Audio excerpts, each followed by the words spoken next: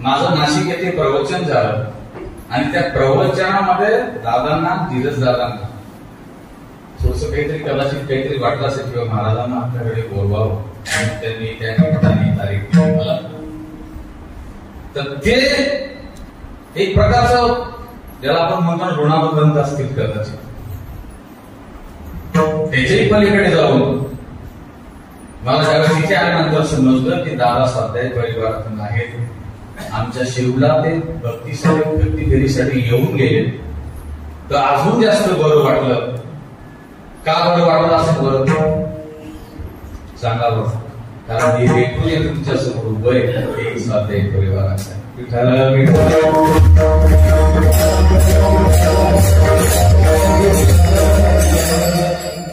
काय संदेश आहे स्वाध्याय परिवाराचा. एक गोड संदेश आहे स्वाध्याय परिवाराचा की हे मानवी जन्म मिळाल्यानंतर बाबा रे तो आपल्या आयुष्यात आल्यानंतर भगवंताचं नाव तुला जर घ्यायचं असेल ना तर कमीत कमी किती वेळा भगवंताचं नामस्मरण केलं पाहिजे. कसं केलं पाहिजे. चला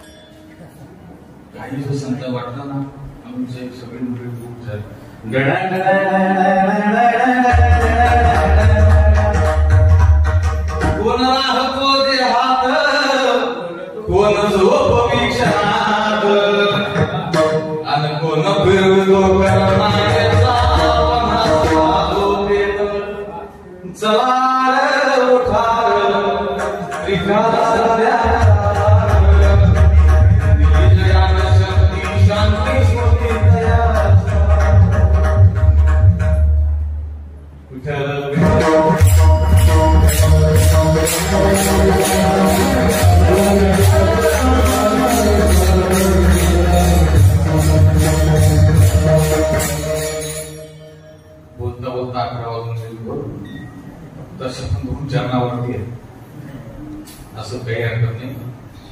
संप्रदायाच्या नियमाप्रमाणे एकदाच्या पंढरीश पांडुरंग परमात्म्याचं मुखाने गोडाचं नामस्मरण करूया.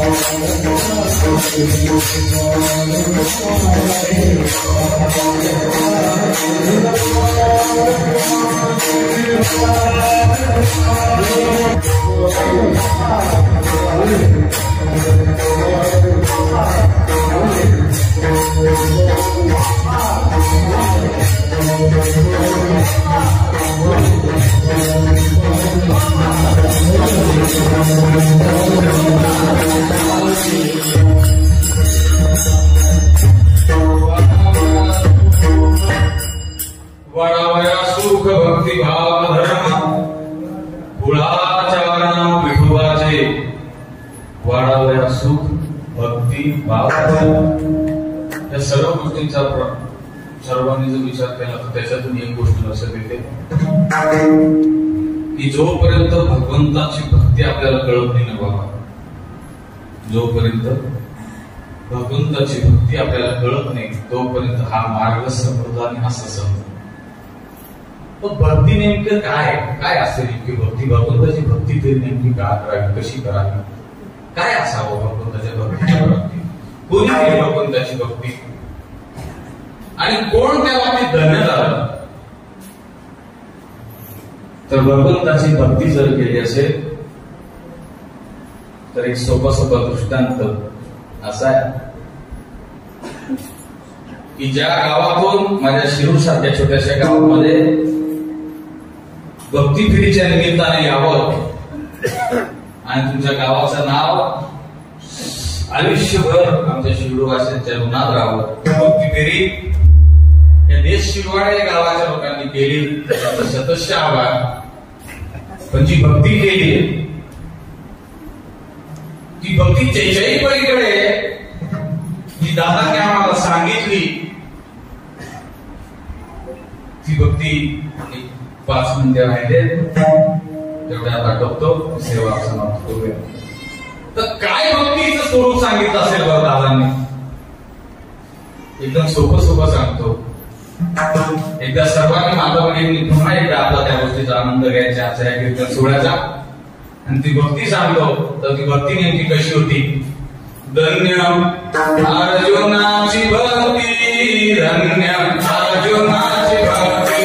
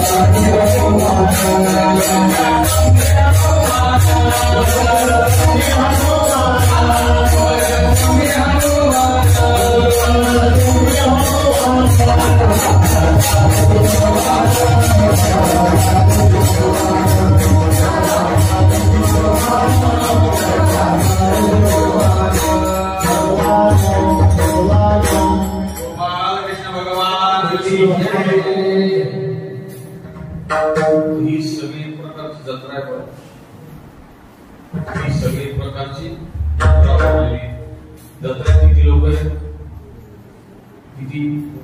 2 घेणारे यात्रेमध्ये तुम्हाला एक प्रकारचं आनंद घ्यायचा आहे. कोणाकडनं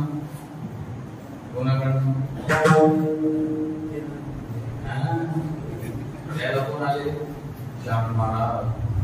यात्रा आली रे आली रे पुरणेच्या, यात्रा आली रे आली रे पुरणेच्या, यात्रा आली रे आली रे पुरणेच्या, यात्रा आली रे आली रे पुरणेच्या, यात्रा आली रे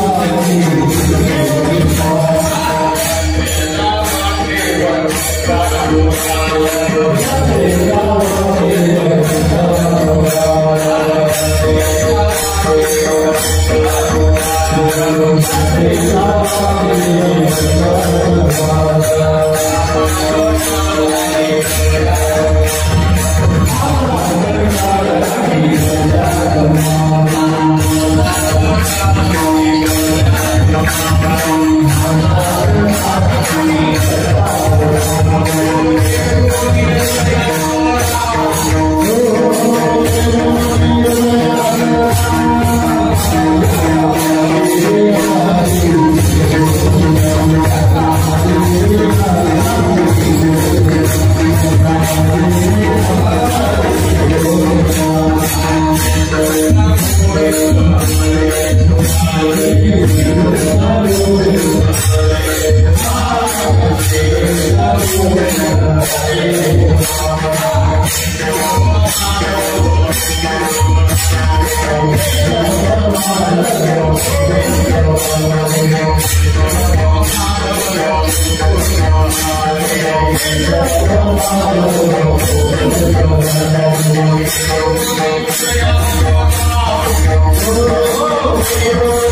पुरणेच्या,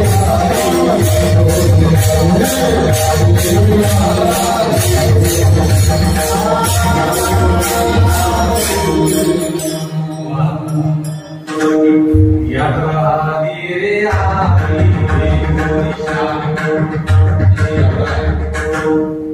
आपल्याकडे स्वर आहेत ना, गौरव स्वर आहेत ना, शेवटचे करून समोर करूया ना. बरं, तर ही यात्रा तुमच्यापर्यंत येऊन पोहोचली तर तू खूप बरा आहे राजावर. ज्यावेळेस आम्ही संत पदाकडे जात असताना खूप त्रास झाला थोडा आम्हाला. तो त्रास नेमका काय त्याचे 2 मिनिटात विस्तृत असं वर्णन करूया आणि शिबिराला पूर्ण विराम देऊया.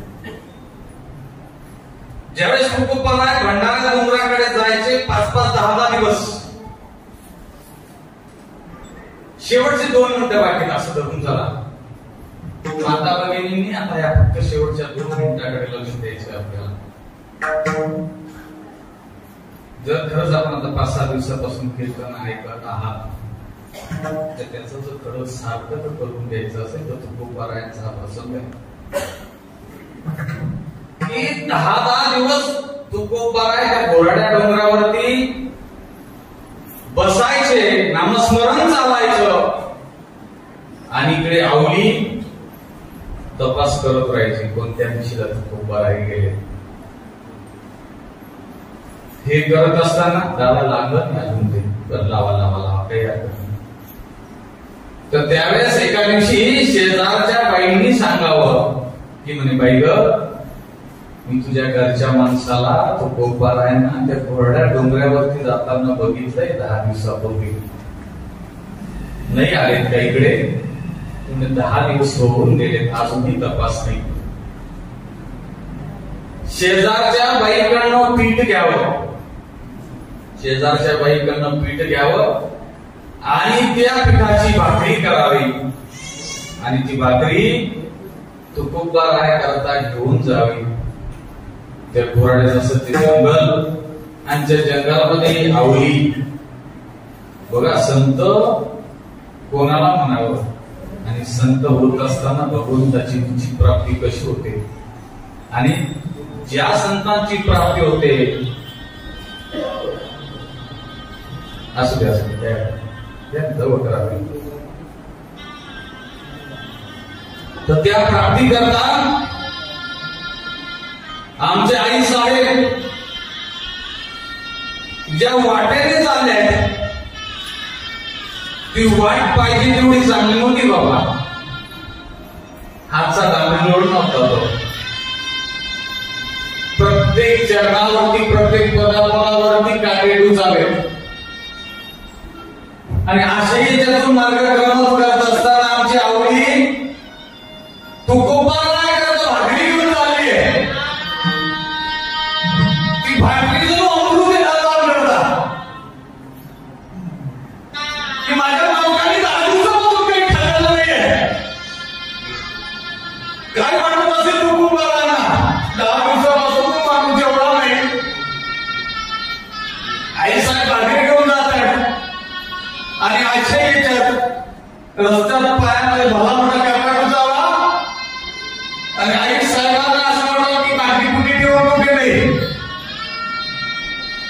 अशाही परिस्थितीमध्ये समोर कोणी दिसतंय का? आवाज द्यावा. एक लहानस 6 महिन्याचं लेकरू जवळ यावं आणि आई काटा पुसला का पायात? हो रे का पायात काटा पुसला बरं, मी काढून देऊ का काटा? तुला घेतो हो आणि बऱ्याचे काटे काढावे. तुमचा पाता काहीच नाही, मी काढून देतो काटा. आणि भगवंतानी पाय आपल्या मांडीवरती ठेवावा. त्यावेळेस आमची आवडी आमचे आई साहेब तो पदर झाकतात, कारण तुकडं पाडलेलं माय. आणि अशाही याच्यात काटा काढताना आपण त्याला झुंकी लावतो.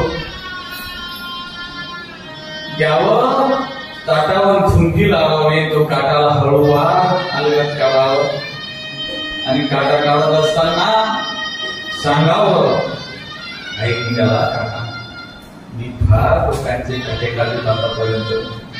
जरासंध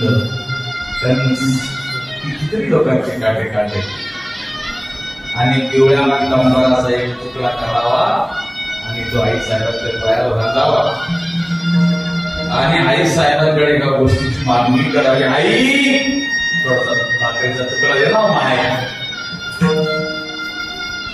त्यावेळेस प्रत्यक्ष भगवंत भाकरी मागतोय. त्याचं भान नाही आमच्या आवडीला. तिथेही नाही सांगतात आई साहेब नाही.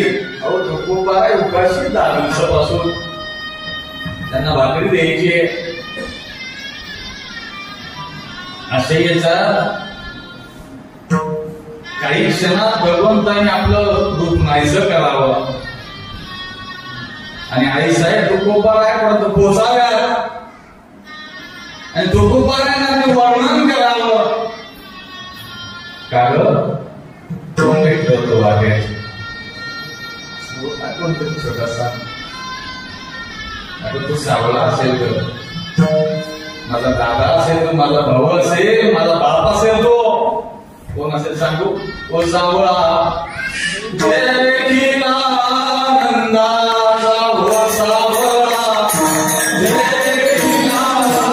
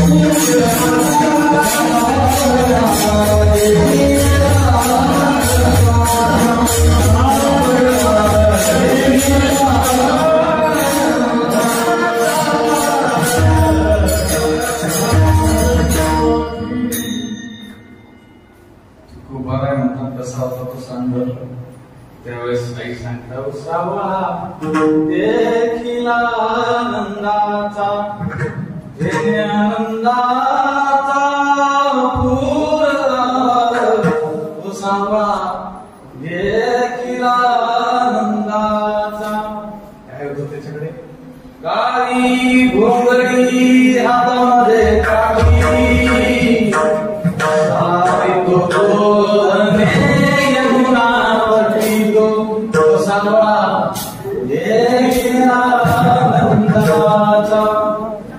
सावळा मी बघितला आई त्यावेळेस तुकोबा काय म्हणतात म्हणजे आवले किती धन्य आहेस तू प्रत्यक्ष भगवंतानी तुला दर्शन द्यावं मी 10-11 दिवशी ते नामस्मरण करतोय तरी मला ते भगवंताचं दर्शन नाही झालं गावले तुला प्रत्यक्ष भगवंताने दर्शन देऊन टाकलंय म्हणून तुकोबा आहे असं नंतर तुका म्हणे पुन्हा चंदनाच्या तुम्ही घेता